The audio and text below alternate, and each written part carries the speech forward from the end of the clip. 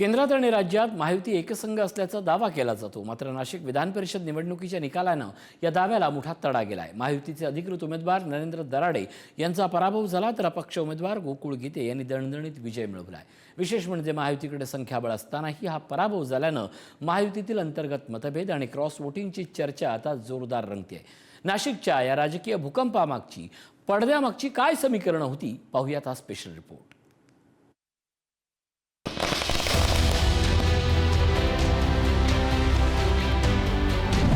महायुतीत सारं काही आलबेल नाही याची चुणूक नाशिक निवडणुकीत आणि निकालात बघायला मिळाली। महायुतीचे अधिकृत उमेदवार शिवसेनेचे नरेंद्र दराडे यांना पराभवाचा धक्का बसला आणि तो दिला भाजपचे बंडखोर गोकुळ गीते यांनी। आनंदी भावना आहे। लोकांनी जो माझ्यावर विश्वास टाकला, हा विजय या मतदारसंघातल्या 357 लोकांनी जे मला मतदान करून विजय निवडून आणलं, त्या मतदारांचा आणि माझ्या ज्या कार्यकर्त्यांनी मी घरात बसलेला असताना पण मला मतदान करण्यासाठी लोकांना त्या ठिकाणी गाठीभेटी घेतल्या, हा त्यांचा विजय आहे। निकालानंतर नरेंद्र दराडे यांचा त्रागा सारं काही सांगून जात होता। त्यांनी गिरीश महाजनांसहित महायुतीतल्या 3 नेत्यांवर पराभवाचं खापर फोडलं।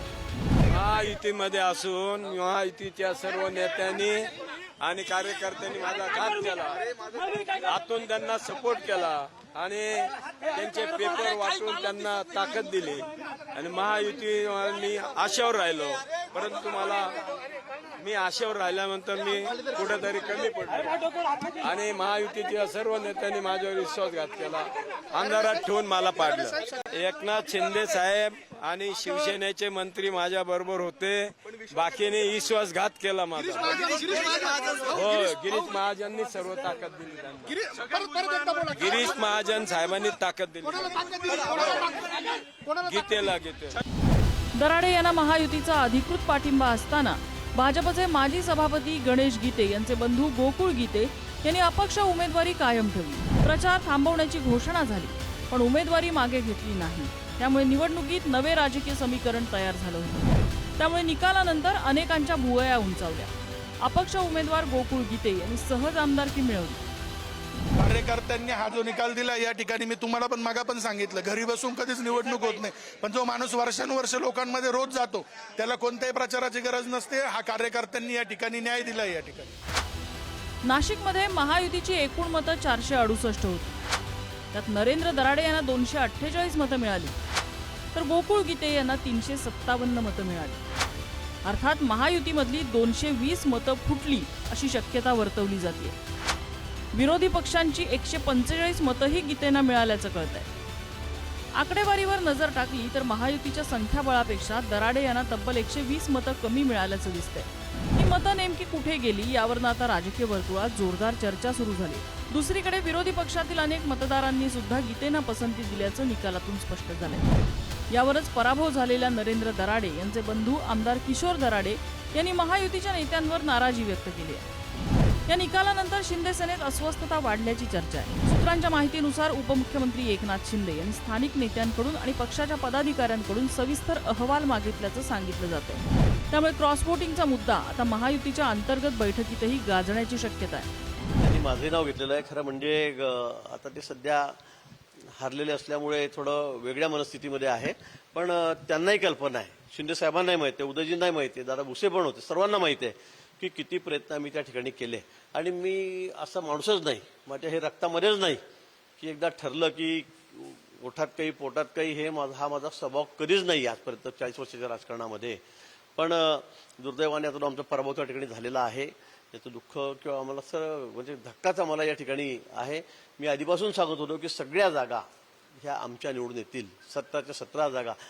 विरोधी पक्षाला खातं सुद्धा उघडता येणार नाही आणि ते तंतोतंत खरं झालेलं आहे। नरेंद्र दराडे हे आमचे अधिकृत उमेदवार होते आणि त्या उमेदवारांचा पराभव का झाला याचं नक्की आम्ही कारण शोधू। त्याचं अगदी त्याला आपण काय म्हणतो अॅनालिसिस करू। गिरीश महाजन साहेब हे शेवटपर्यंत 4 वाजेपर्यंत मतदानाच्या प्रक्रियेमध्ये होते।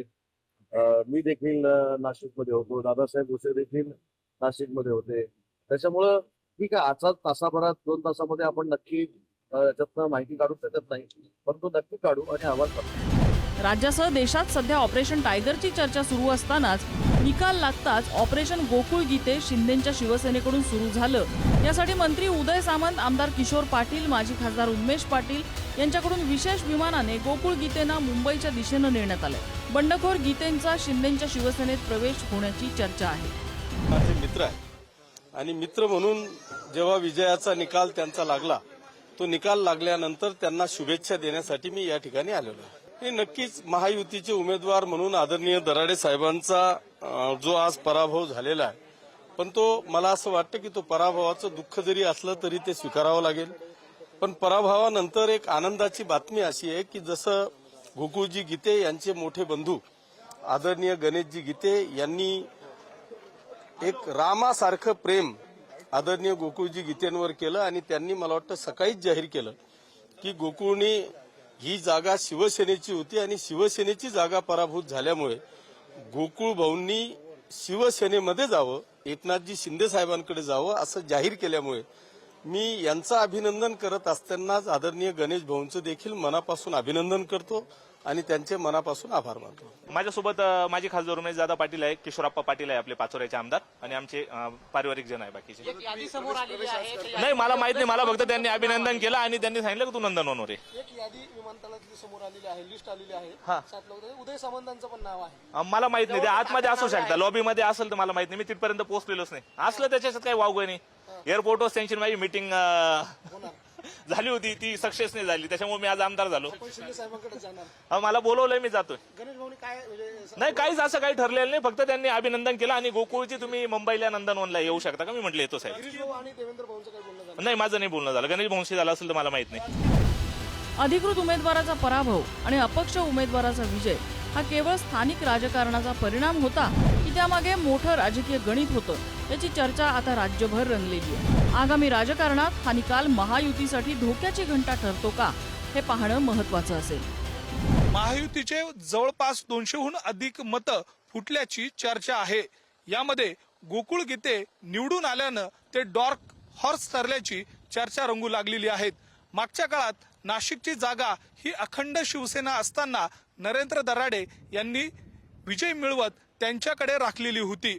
मात्र दुसऱ्या बाजूला भाजपनं पाठिंबा दिलेल्या शिवाजी साहने या राष्ट्रवादीच्या उमेदवाराचा पराभव झाला होता. व्हिडिओ जर्नलिस्ट मयूर बारगजेसह मी किरण ताजने, पुढारी न्यूज, नाशिक.